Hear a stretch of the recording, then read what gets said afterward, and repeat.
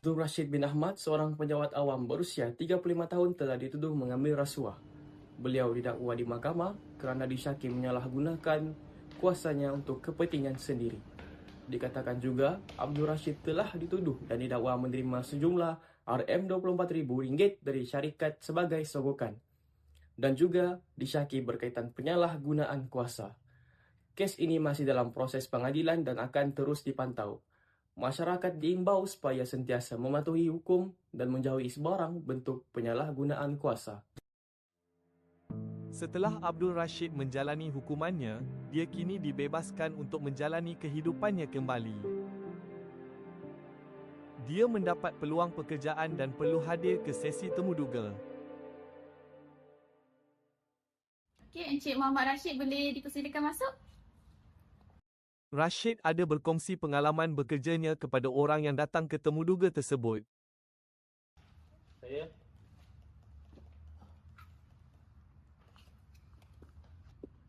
confident kan dia, cara dia cakap macam tu. Kita tengok nanti. Tak? Assalamualaikum, saya Rashid, saya datang untuk temuduga. Sini ya. Salam. Okey, Encik Rashid Boleh saya boleh tengok sekejap.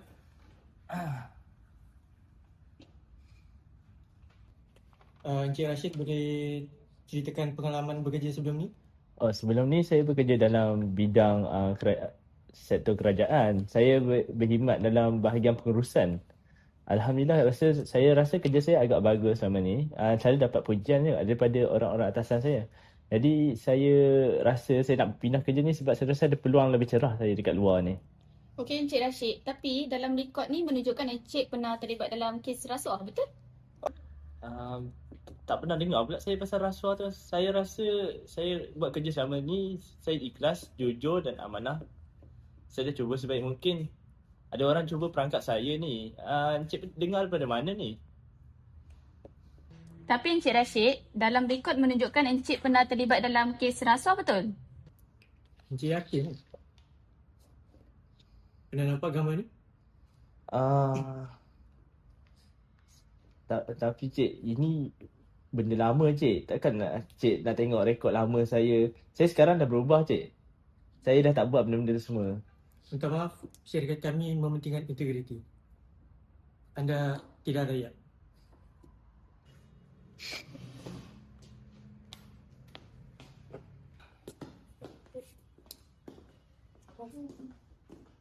Patutlah pernah nampak rupa dia. Dia bukan yang makan rasuah tu ke? Sayang. Tadi confident. Selepas Rashid gagal dalam temuduga disebabkan kisah lampaunya, Rashid terdetik ingin menamatkan nyawanya di sebuah tasik. Kisah lampaunya membuatkan Rashid berputus asa dengan kehidupannya.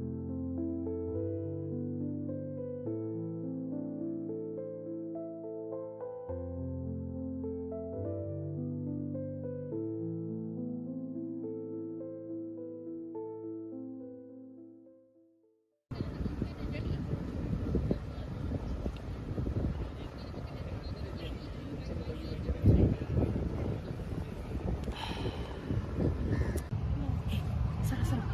Cuba tengok. Iyalah. Itu adalah berita ke?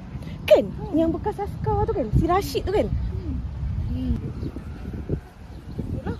Kenapa suruh ambil rasuah lagi? Tak payahlah. Itulah rasa tu tak elok.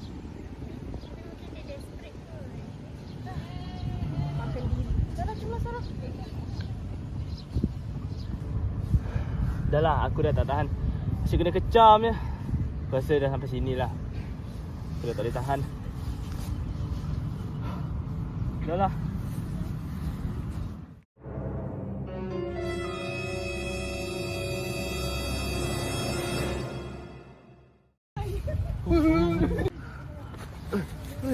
Kenapa ni? Awak Rashid kan? Ya, saya Rashid. Awak nak buat apa kat sini? Saya rasa saya dah tak tahan lah.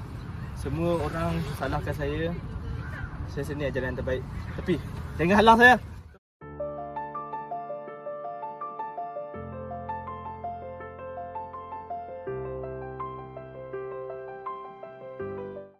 Rashid, cuba beritahu apa yang jadi. Sebenarnya Dia macam ni. Rashid menceritakan semua perkara yang berlaku ke atasnya. Dia amat kesal dengan kisah silamnya yang buruk itu. Dia tekad untuk berubah dan tidak mengulanginya lagi, tetapi orang di sekelilingnya masih memandang buruk kepada dia. Rashid sudah berjanji kepada diri sendiri untuk menjadi lebih baik dan berguna untuk masa akan datang. Oh, macam tu Rashid. Jangan macam tu Rashid. Setiap orang mesti ada lakukan kesalahan, tapi kita kena berani bertanggungjawab dan berani berubah diri. Rashid. Tak apalah Rashid. Undang-undang ni memang dia akan menghukum kita. Tapi selepas kita kena hukum tu, kita boleh perbaiki lagi diri. Selagi kita boleh memperbaiki, kita perbaiki. Baiklah, saya akan cuba. Saya akan berubah. Anda tidak lagi.